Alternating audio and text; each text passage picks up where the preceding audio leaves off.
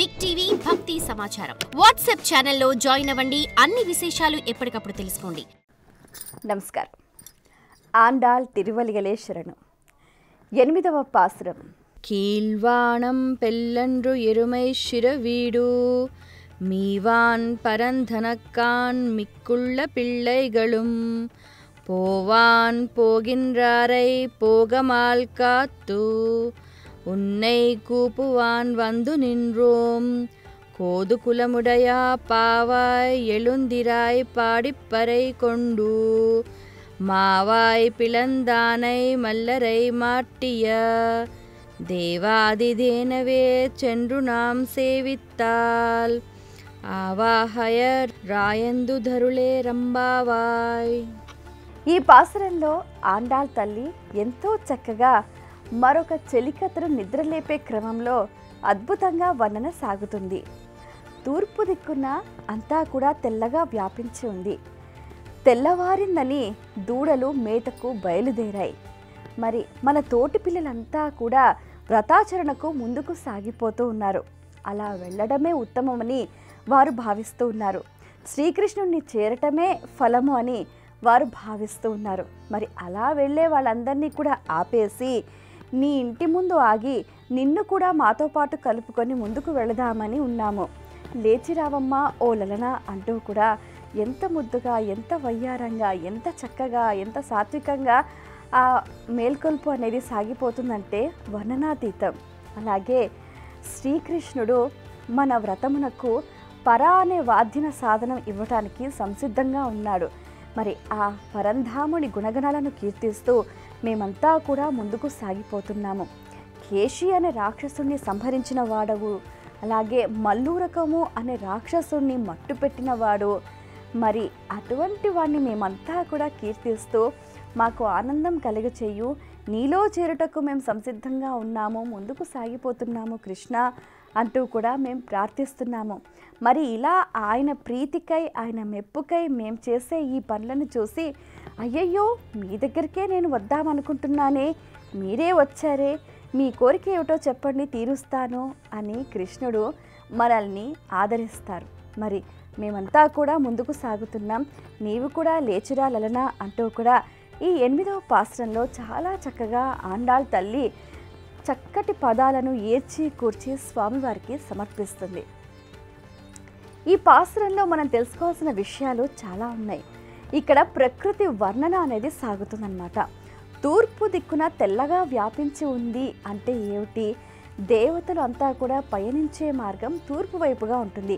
అది ఎప్పుడూ కూడా మనకు విజయాన్ని అందించే మార్గం.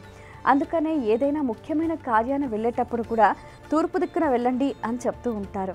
అలాగే తెల్లని కాంతి వ్యాపించి ఉంది అని చెప్తూ ఉంటారు. అంటే ఏంటి? సత్వగుణ సంపన్నమైన వాతావరణం అనేది సమృద్ధిగా ఉంది అని. అలాంటి వాతావరణంలో ఒక వ్రతాచరణకు మనం సంసిద్ధమైనప్పుడు మనలో కూడా సత్వగుణం అనేది పెంపొందుతుంది. రాజస తామస గుణాలన్నీ కూడా క్షీణించిపోతాయన్నమాట. అలాగే మనలో ఉన్న సత్వగుణం పెంపొందించుకోవటానికి వాతావరణ వర్ణన అనేది ఇందులో సాగుతుంది. అలాగే ఇప్పుడు ఏదైనా ఒక వ్రతం చేస్తున్నారనుకోండి, అయితే ఎలా ఉంటుంది వాతావరణం, మనకు అనుకూలంగా ఉందా లేదా కూడా చూసుకుంటారు కదా. అలాగే తెల్లవారింది, దూడలన్నీ కూడా మేతకు బయలుదేరిపోయినాయి అంటే ఇంకా నువ్వు నిద్రపోతూనే ఉన్నావు, అందరూ ఎవరి పనులలో వాళ్ళు నిమగ్నులు అవుతున్నారు, తొందరగా లేచిరా లలనా అంటూ కూడా సాగిపోతూ ఉంటుందన్నమాట. అలాగే మన తోటి పిల్లలంతా కూడా ఈ వ్రతానికి ముందుకెళ్ళిపోతున్నారు. మరి తోటి వారంతా ఏం చేస్తే మరి వాళ్ళతో పాటు మనం కూడా వెళ్ళాలి కదా. మరి వాళ్ళు ఎటువైపు వెళ్తున్నారు? శ్రీకృష్ణుడిని చేరటానికి. ఆ చేరటమే ఫలము అని వారు భావిస్తున్నారు. మరి ఆ ఫలాన్ని మీరు కూడా అందుకోవాలి కదా. మనం కూడా మన జీవన గమనంలో మనం చేరుకోవాల్సిన లక్ష్యం ఏంటి? ఇప్పుడు గుంపులో గోవింద, నలుగురితో నారాయణ అని అంటూ ఉంటారు. ఎప్పుడైనా కూడా సామూహికంగా చేసేదానికి ఎక్కువ ఫలితం ఉంటుంది. ఇప్పుడు ఒక్కరుగా చేసేదానికి ఒక్క ఫలితమే ఉంటుంది. సామూహికంగా చేస్తే ఒక నలుగురు భాగవతోత్తములు కలిశారు అని అంటే వారితో మనం కూడా కలిసామంటే వాళ్ళ ఎనర్జీస్, వాళ్ళ పుణ్యంతో పాటు మన పుణ్యం కూడా కలుస్తుంది. అంటే ఇప్పుడు ఒక్కరు నలుగురితో కలిశారు అని అంటే 5గురు పుణ్యం కూడా మీకు వస్తుందన్నమాట. ఆ నలుగురు గుణగణాలకు కూడా మనకు ఆపాదించబడతాయి అన్నమాట. అందుకనే ఏదైనా కూడా సామూహికంగా చేసే కార్యక్రమానికి ఫలితం ఎక్కువ అని మన పెద్దలు చెప్తూ ఉంటారు. అలాగే ఇందులో కేశి అనే రాక్షసుని సంహరించిన వాడు కృష్ణుడు అని చెప్తూ ఉంటారు. ఇక్కడ కేశి అంటే ఎవరు అని అంటే అశ్వరూపి అయిన రాక్షసుడు అన్నమాట. అంటే ఏంటి ఇక్కడ అశ్వరూపి రాక్షసుడు అని అంటే ఈ అశ్వం దేనికి సంకేతము? అహంకారానికి సంకేతము. అంటే ఏంటి? ఈ వ్రతాచరణ వల్ల ప్రతి ఒక్కరిలో నిగూఢంగా ఉన్న అహంకారాన్ని అంతం చేసేవాడు శ్రీకృష్ణుడు అని చెప్తూ ఉంటారు. అలాగే మల్లూరకును బట్టుబెట్టినవాడు అని చెప్తూ ఉంటారు. ఇక్కడ వీళ్ళంతా ఎవరు అని అంటే కామ క్రోధానికి ప్రతినిధులుగా ఉన్నవారు అన్నమాట. అంటే ఏంటి?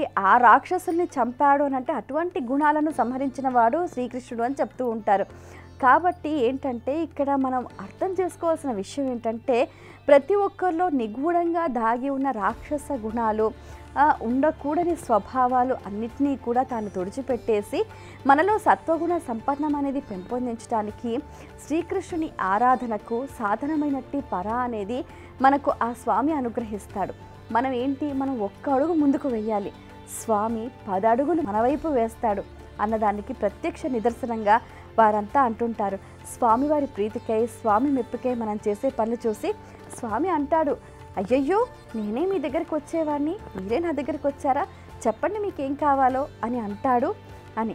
అంటే వీళ్ళకి ఎంత నమ్మకం! ఆ నమ్మకం ఎక్కడ కలిగింది, ఎలా కలిగింది అని అంటే గజేంద్ర మోక్షంలో కూడా మీరు గమనించండి.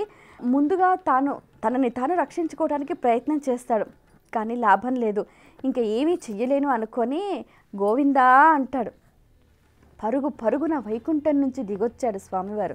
అలాగే మనకు ద్రౌపది వస్త్రాపహరణ సందర్భంలో కూడా అన్నా రక్షించు అనగానే వస్త్రాలను అందించాడు. ఇలా మనం ఒక్కటి అడుగు ఆర్తితో వేస్తే చాలు స్వామి పరుగున వచ్చి మనల్ని రక్షిస్తాడు. అందుకనే చెప్తారు కదా, నేనే మీ దగ్గరికి వచ్చేవాడిని కదా, మీరంతా కలిసి నా దగ్గరికి వచ్చారో, ఏం కావాలో చెప్పండి అని అంటాడు అని. అది నిజము, అది సత్యము. అందుకనే మనం స్వామిని చేరుకోవాలి. ఓ 4 అడుగులు వేస్తే స్వామి మనకు ఇహంలో పరంలో మనకి ఏవి కావాలో అవి మనకు పరిపూర్ణంగా అందిస్తాడు అన్నది ఈ పాసురంలోని సారాంశం. స్వస్తి. For more videos like this, subscribe Big TV channel.